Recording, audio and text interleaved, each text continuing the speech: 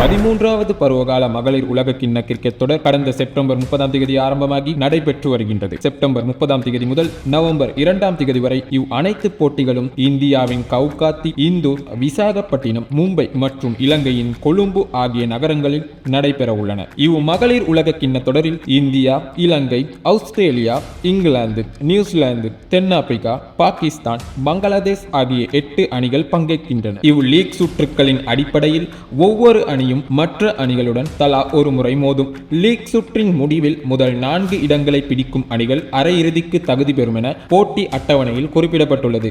League சுற்றில் 26 போட்டிகள் காணப்படுகின்றன. அவற்றில் 17 போட்டிகள் நடைபெற்றுள்ள நிலையில் 3 போட்டிகள் சீரற்ற வானிலையால் நிலவும் மழை காரணமாக முழுமையாக கைவிடப்பட்டுள்ளன. மேலும் லீக் சுற்றில் இன்னும் 9 போட்டிகள் நடைபெற உள்ளமை குறிப்பிடத்தக்கது. இங்கிலாந்து மகளிர் அணி இதுவரையில் 4 போட்டிகளில் விளையாடி அவற்றில் 3 வெற்றி பெற்று முதலாம் இடத்தில் காணப்படுகின்றது. அவ்வாறே ஆஸ்திரேலிய மகளிர் அணியும் 4 போட்டிகளில் விளையாடி அவற்றில் 3 வெற்றி பெற்று 2வது இடத்திலும், தென்னாப்பிரிக்க மகளிர் அணி 4 போட்டிகளில் விளையாடி அவர்களும் 3 வெற்றி பெற்று 3வது இடத்திலும் காணப்படுகின்றனர். முறையே இந்திய மகளிர் அணி 4 போட்டிகளில் விளையாடி அவற்றில் 2 வெற்றி பெற்று 4வது இடத்தில் பட்டியலிடப்பட்டுள்ளனர். நியூசிலாந்து மகளிர் அணி, பங்களாதேஷ் மகளிர் அணி, இலங்கை மகளிர் அணி, பாகிஸ்தான் மகளிர் அணி ஆகியவை தலா 5ஆம், 6ஆம், 7ஆம், 8ஆம் இடங்களில் பட்டியலிடப்பட்டுள்ளன. லீக் சுற்று போட்டிகளில் இன்னும் 14 போட்டிகள் எஞ்சியுள்ள நிலையில் இன்றைய போட்டியில் ஆஸ்திரேலிய மகளிர் அணியும் பங்களாதேஷ் மகளிர் அணியும் களம் காண உள்ளமை குறிப்பிடத்தக்கது.